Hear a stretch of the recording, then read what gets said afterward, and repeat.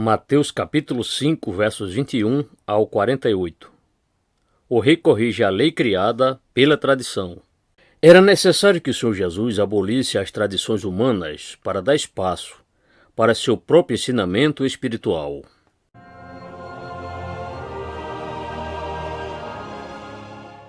Verso 21. Ouviste que foi dito aos antigos, não matarás, mas qualquer que matar será réu de juízo. A antiguidade é muitas vezes defendida como se fosse uma autoridade, mas o nosso rei corrige o dito dos antigos. Ele começa com uma das alterações da lei de seu pai que os mestres do passado fizeram. Eles acrescentaram por sua própria conta aos oráculos sagrados. A primeira parte da palavra que o Senhor citou era divina, mas foi arrastada para um baixo nível por edições feitas pelos tribunais humanos, e a responsabilidade do assassino ali parece muito mais próxima de um provérbio humano do que de um enunciado inspirado da boca de Deus. O significado desse mandamento, como falado por Deus, é muito mais abrangente do que quando sua infração foi restrita à morte atual, a qual poderia ser julgada perante um tribunal humano. Limitar um mandamento é semelhante a anulá-lo. Nós não podemos fazer isso, mesmo que a antiguidade o aprove. Melhor é toda a verdade recém-estabelecida do que toda a falsidade contida no que foi dito pelos antigos.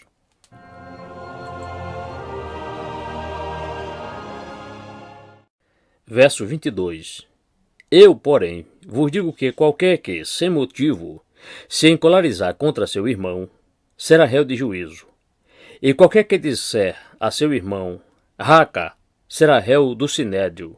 E qualquer que lhe disser, louco, será réu do fogo do inferno. O assassinato está no interior da raiva, pois desejamos prejudicar o objeto de nossa ira, ou mesmo desejamos que ele não exista. E isso é matá-lo no desejo. A ira sem motivo é proibida pelo mandamento que diz não matarás, pois a ira injusta é matar em intenção. Essa raiva sem motivo nos traz sob o julgamento maior do que o dos tribunais judaicos. Deus conhece as emoções a partir das quais os atos de ódio podem surgir e nos chama a prestar contas tanto do sentimento de raiva quanto da ação assassina. As palavras também são trazidas à mesma condenação. Um homem será julgado pelo que disser a seu irmão. Chamar um homem raca é matá-lo em sua reputação, e chamar-lhe louco é matá-lo quanto às características mais nobres de um homem. Por isso, todos esses ficam sob censura enquanto os homens fazem suas considerações, sim, sobre o que é muito pior, a punição realizada pelo maior tribunal do universo, que condena os homens ao fogo do inferno. Assim, nosso Senhor e Rei restaura a lei de Deus à sua verdadeira força e nos adverte de que não denuncia apenas o ato evidente de matar, mas cada pensamento, sentimento e palavra que tendem a prejudicar um irmão ou aniquilá-lo por desprezo. Que lei purificadora é essa? Minha consciência poderia suportar facilmente o exterior do mandamento não matarás. Porém, se a raiva sem motivo é assassinato, o que farei? Livra-me dos crimes de sangue, ó Deus, Deus da minha salvação.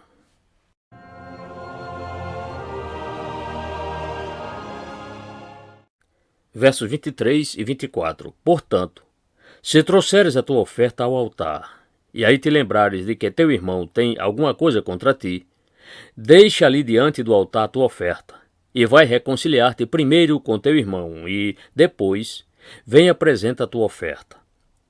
O fariseu insistia em encobrir sua maldade, enquanto trazia um sacrifício para fazer expiação.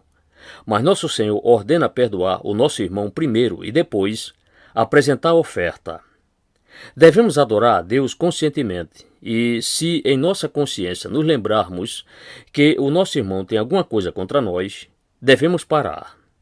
Se erramos com alguém, devemos fazer uma pausa, cessar a adoração e nos apressarmos em buscar a reconciliação. Nós facilmente lembramos se temos alguma coisa contra o nosso irmão, mas agora a memória deve considerar o outro lado. Somente quando estivermos nos lembrando da nossa ação errada e feito a reconciliação, podemos esperar a aceitação do Senhor. A regra é: primeiro as pazes com o homem e depois a aceitação de Deus. O santo lugar deve ser percorrido para que cheguemos ao Santo dos Santos. Após fazermos as pazes com o nosso irmão, vamos concluir a nossa adoração ao nosso Pai. E vamos fazer isso com o coração mais leve e com zelo mais verdadeiro. Eu ansiosamente desejo estar em paz com todos os homens antes de buscar adorar a Deus, para que eu não apresente a Ele o sacrifício de tolos.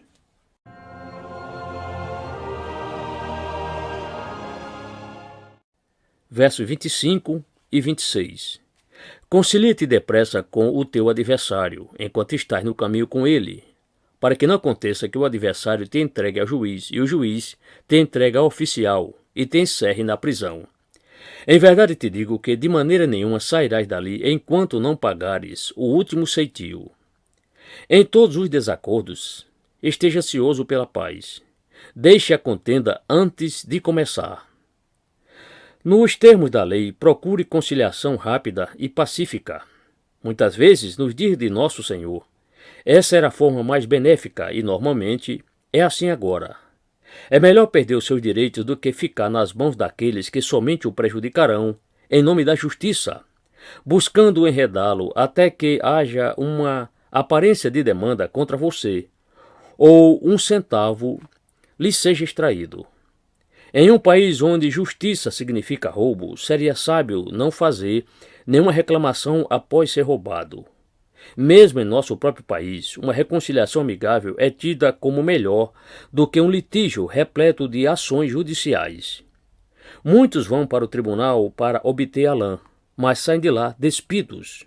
Prossiga sem processo raivoso nos tribunais, mas faça as pazes com a máxima prontidão.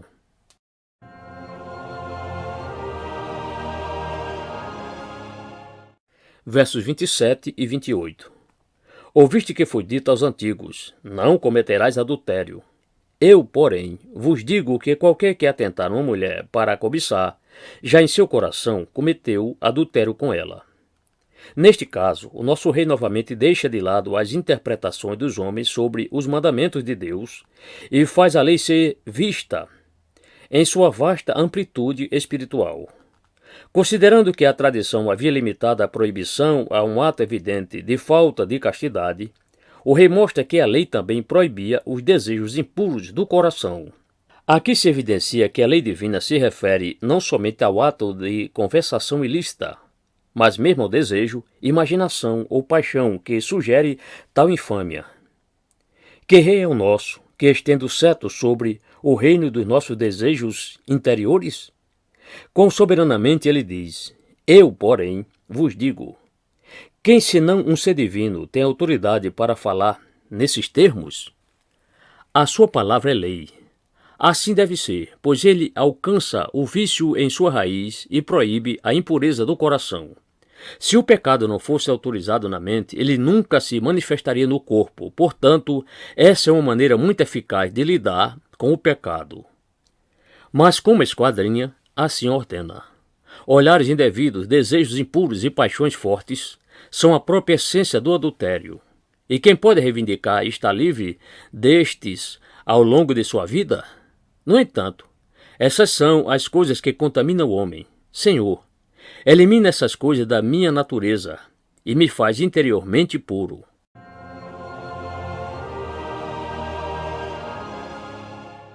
Verso 29. Portanto, se o teu olho direito te escandalizar, arranca-o e atira-o para longe de ti, pois te é melhor que se perca um dos teus membros do que seja todo o teu corpo lançado no inferno.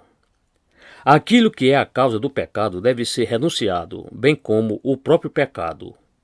Não é pecado ter um olho ou cultivar uma percepção aguçada, mas se o olho do conhecimento especulativo nos leva à ofensa pelo pecado intelectual, torna-se a causa do mal, e isso deve ser evitado. Há algo que, embora inofensivo, leva-me a fazer, pensar ou sentir algo errado? Devo me livrar disso como se fosse um mal em si.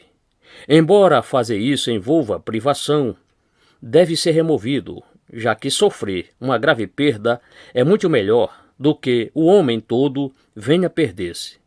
É melhor ser um santo cego do que um pecador que enxerga bem. Se a abstenção de álcool provoca fraqueza do corpo, seria melhor ser fraco do que ser forte e cair em embriaguez. Desde que especulações e raciocínios vãos conduzem o homem à incredulidade, evitaremos a ambos. Ser lançado no inferno é um risco muito grande para meramente satisfazer a luxúria ou curiosidade do olho malicioso.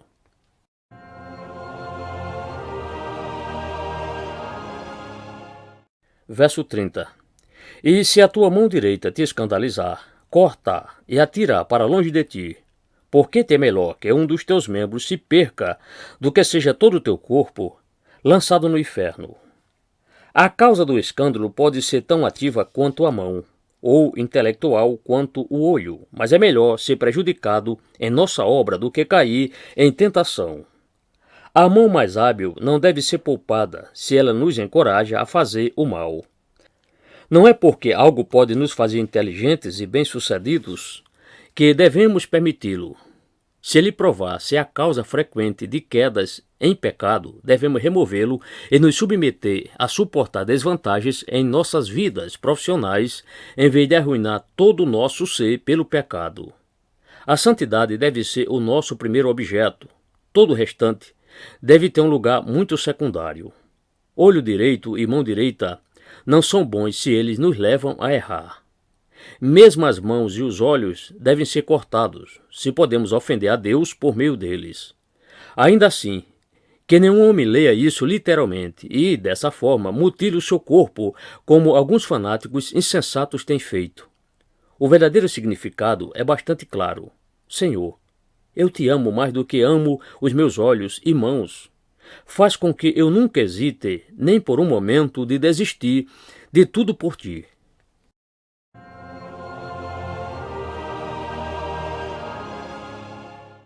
Versos 31 e 32. Também foi dito: qualquer que deixar sua mulher, dê-lhe carta de desquite. Eu, porém, vos digo que qualquer que repudiar sua mulher, a não ser por causa de prostituição, faz que ela cometa adultério. E qualquer que casar com a repudiada, comete adultério. Desta vez, o nosso rei cita e condena a promulgação permissiva do Estado judaico. Os homens estavam acostumados a repudiarem as suas esposas, e uma palavra precipitada era considerada suficiente como um ato de divórcio.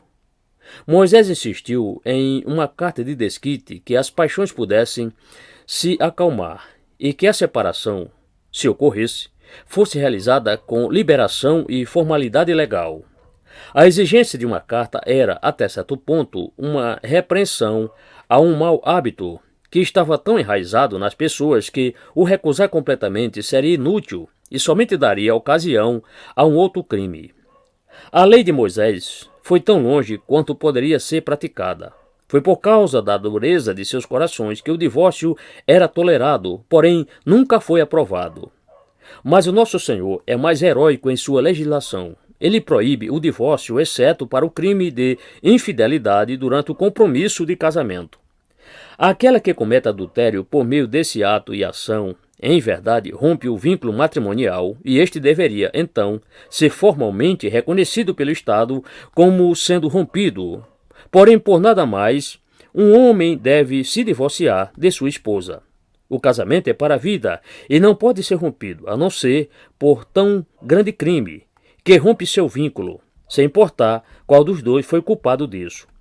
Nosso Senhor nunca toleraria leis mais de alguns estados americanos que permitem que os homens e as mulheres casados se separem por mero pretexto. Uma mulher divorciada que, por qualquer causa, a não ser por causa de prostituição, se casar de novo, está cometendo adultério diante de Deus, não importa como as leis dos homens possam chamar isso. Isso é muito claro e positivo e, portanto, uma santidade é conferida ao casamento, que a legislação humana não deve violar.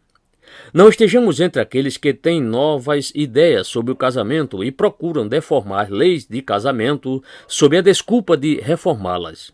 Nosso Senhor é mais sábio que os nossos reformadores sociais modernos.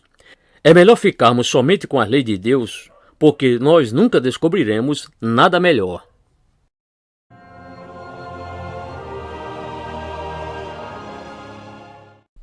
Versos 33 a 37.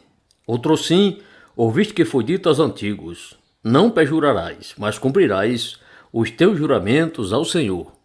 Eu, porém, vos digo que de maneira nenhuma jureis, nem pelo céu, porque é o trono de Deus, nem pela terra, porque é os cabelos de seus pés, nem por Jerusalém, porque é a cidade do grande rei, nem jurarás pela tua cabeça, porque não podes tornar um cabelo branco ou preto.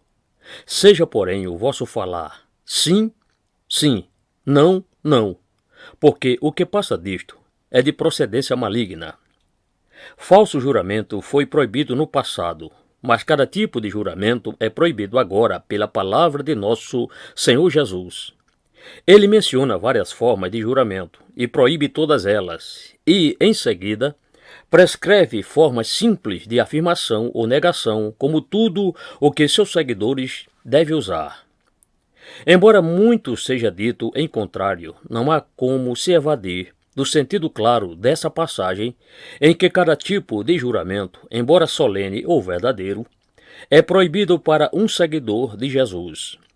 Seja no tribunal de justiça ou fora dele, a regra é: de maneira nenhuma jureis. Todavia, neste país cristão, nós temos perjúrios em todos os lugares, e especialmente entre os legisladores. Nossos legisladores começam a sua carreira oficial jurando. Para aqueles que obedecem à lei do reino do Salvador, todo juramento é removido para que a simples palavra de afirmação ou negação, calmamente repetida, permaneça como um vínculo suficiente da verdade. Um homem mau não pode ser crido em seu juramento, e um bom homem fala a verdade sem juramento. Para que propósito é preservado o costume supérfluo do juramento legal? Os cristãos não devem ceder a um costume mau, não importa quão grande pressão seja exercida sobre eles, mas devem respeitar o mandamento claro e inconfundível de seu Senhor e Rei.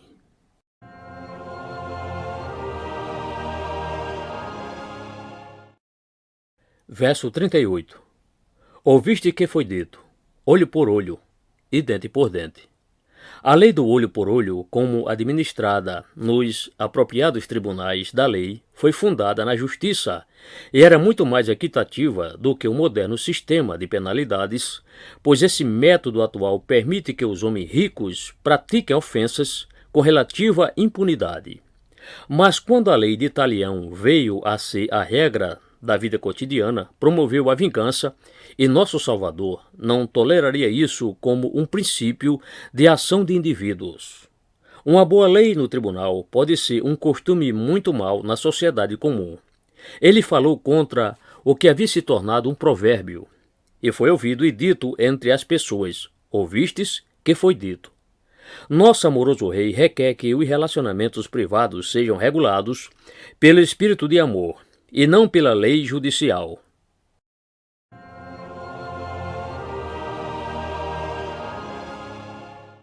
Verso 39. Eu, porém, vos digo que não resistais ao mal, mas se qualquer te bater na face direita, oferece-lhe também a outra. Não resistência e tolerância devem ser a regra entre os cristãos. Eles devem sofrer danos pessoais sem revidar. Eles devem ser como uma bigorna, quando os homens maus são os martelos, e assim devem vencer pelo perdão paciente.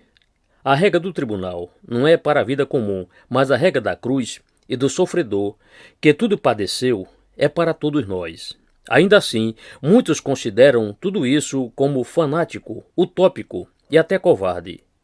O Senhor nosso Rei requer que nós suportemos, perdoemos e vençamos pela poderosa paciência. Nós podemos fazer isso? Como somos os servos de Cristo, se não temos o seu Espírito?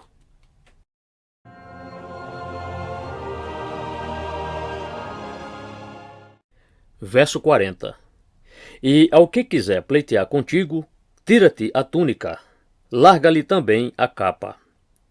Que ele tenha tudo o que pede e muito mais. É melhor perder uma peça de roupa do que ser levado a um pleito legal.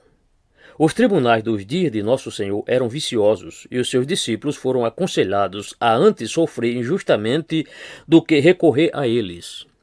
Nossos próprios tribunais muitas vezes fornecem um método mais seguro de resolver uma dificuldade pela autoridade, e nós sabemos que agem com a finalidade de prevenir conflitos. No entanto, mesmo em um país onde a justiça pode ser alcançada, não devemos recorrer à lei por cada erro pessoal.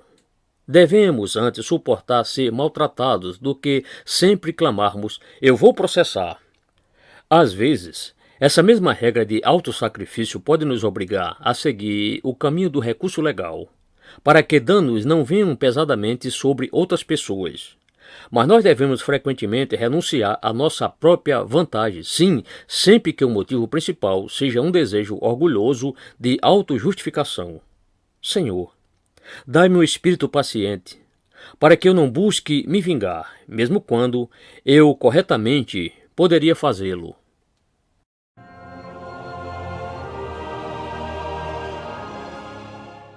Verso 41. E se qualquer te obrigar a caminhar 1 milha, vai com ele 2.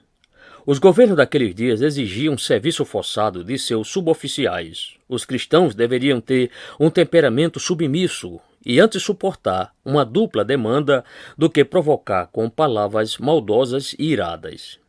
Não devemos fugir da tribulação, mas devemos estar prontos para dar a César o que lhe é devido. Submissão é o nosso lema. Levantar-nos contra a força não é exatamente a nossa porção.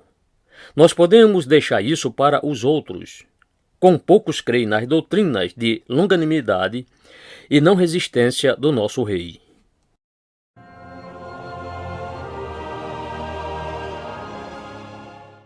Verso 42.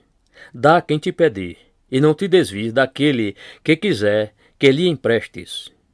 Seja generoso, um avarento, não é um seguidor de Jesus. Contudo, discrição deve ser usada em nossa doação para que não incentivemos a ociosidade e a mendicância. Mas a regra geral é: dá a quem te pedir. Às vezes, um empréstimo pode ser mais útil do que uma doação. Não recuse aqueles que farão uso correto dele. Esses preceitos não são destinados para os tolos. Eles estão diante de nós como nossa regra geral, mas cada regra é equilibrada por outros mandamentos bíblicos. E aqui há o ensinamento de um senso comum filantrópico para nos guiar. Nosso espírito deve estar em prontidão para ajudar os necessitados por meio de doação ou empréstimos. E nós não somos facilmente propensos a errar por excesso nessa diretriz. Daí a simplicidade desse comando.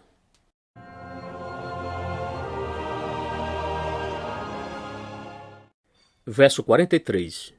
Ouvistes que foi dito: amarás o teu próximo e odiarás o teu inimigo. Neste caso, um comando da Escritura havia sido acrescido de uma antítese humana apropriada para a mente depravada, e essa edição era um equívoco.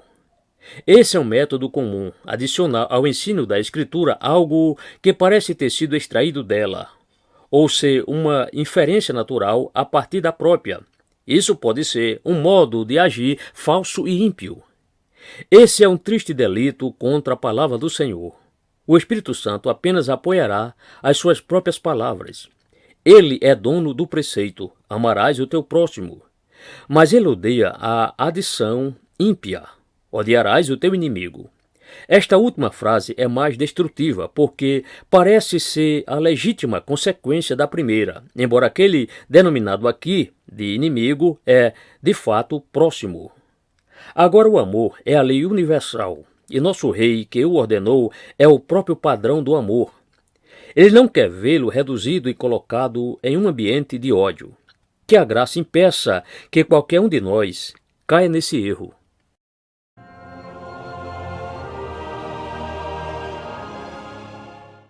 Versos 44 e 45. Eu, porém, vos digo: amai a vossos inimigos, bendizei os que vos maldizem, fazei bem aos que vos odeiam, e orai pelos que vos maltratam e vos perseguem, para que sejais filhos do vosso Pai que está nos céus, porque faz que o seu sol se levante sobre maus e bons, e a chuva desça sobre justos e injustos. Nós devemos persistir no amor, mesmo se os homens persistirem na inimizade. Devemos bendizer os que nos maldizem, orar pelos perseguidores. Mesmo nos casos de inimigos cruéis, devemos fazer o bem a eles e orar por eles. Não somos mais inimigos de ninguém, mas amigos de todos. Não nos limitamos a deixar de odiar e depois permanecermos em uma neutralidade indiferente. Mas nós amamos onde o ódio parecia inevitável. Nós bendizemos onde nossa velha natureza nos convidaria a maldizer e somos ativos em fazer o bem para aqueles que merecem receber de nós o mal. Onde isso é realizado na prática, os homens se maravilham, respeitam e admiram os seguidores de Jesus. A teoria pode ser ridicularizada, mas a prática é reverenciada e é considerada tão surpreendente que os homens atribuem alguma qualidade divina aos cristãos e reconhecem que eles são os filhos do Pai que está nos céus. Na verdade, é um filho de Deus aquele que pode bendizer os ingratos e os maus, porque, na providência diária, o Senhor está fazendo isso em grande escala, e ninguém, senão os seus filhos, vai imitá-lo. Fazer o bem por estar motivado a fazer o bem, e não por causa do caráter da pessoa beneficiada, é uma nobre imitação de Deus. Se o Senhor enviasse chuva fertilizante somente sobre a terra dos justos, a seca privaria porções inteiras de terra de toda a esperança de uma colheita. Nós também devemos fazer o bem aos maus, ou teremos uma esfera limitada. Nossos corações se tornarão hostis e a nossa filiação ao bom Deus será tida como duvidosa.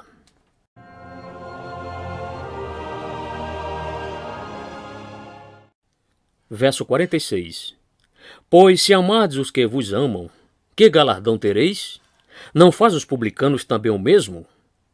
Qualquer tipo comum de homem amará aqueles que o amam. Mesmo o coletor de impostos e homens vis podem ter essa pobre e insuficiente virtude. Os santos não conseguem se contentar com uma forma baixa de agir. Amor por amor é típico do homem, mas o amor pelo ódio é imitar a Cristo. Não devemos desejar agir conforme nosso elevado chamado?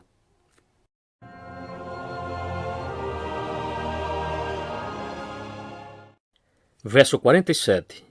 E se saudardes unicamente os vossos irmãos, que fazeis demais? Não faz os publicanos também assim? Em uma viagem, ou nas ruas, ou em casa, não devemos limitar as nossas saudações amigáveis àqueles que são próximos e queridos para nós. A cortesia deve ser ampla e, contudo, não deixar de ser sincera pelo fato de ser geral. Devemos falar gentilmente com todos e tratar cada homem como um irmão. Qualquer um dará as mãos a um velho amigo, mas nós devemos ser cordialmente educados com todos os seres humanos. Senão estaremos em um nível não superior aos meros párias. Mesmo um cão saudará um cão.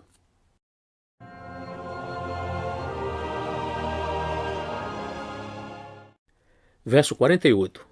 Sede vós perfeitos, como é perfeito o vosso Pai, que está nos céus. Ou sereis perfeitos. Devemos chegar à completude no amor e estarmos cheios de amor por todos ao nosso redor. O amor é o vínculo da perfeição, e se tivermos amor perfeito, ele forjará em nós um caráter perfeito. Aqui está o que nós almejamos, a perfeição como a de Deus. Aqui está a maneira de obtê-la, a saber, por sermos cheios de amor. E isso indica quão diligentes nós devemos ser em seguir essa diretriz celeste e também a razão pela qual devemos perseverar nela até o fim. Porque, como filhos, nós devemos nos assemelhar ao nosso Pai. A perfeição bíblica é atingível, ela se encontra mais na proporção do que em grau. O caráter de um homem pode ser reto e íntegro, sem faltar nada, e ainda assim um homem será o primeiro a admitir que a obra da graça nele, na melhor das hipóteses, está apenas em seu início e, embora perfeito, se considerará como uma criança que ainda não atingiu a plenitude da maturidade. Que objetivo é colocado diante de nós pelo nosso perfeito Rei, que falando desde o monte, como se este fosse seu trono, diz: Sede vós, pois, perfeitos, como é perfeito o vosso Pai que está nos céus. Senhor, dá-nos o que tu ordenas, Então tanto a graça quanto a glória serão tuas somente,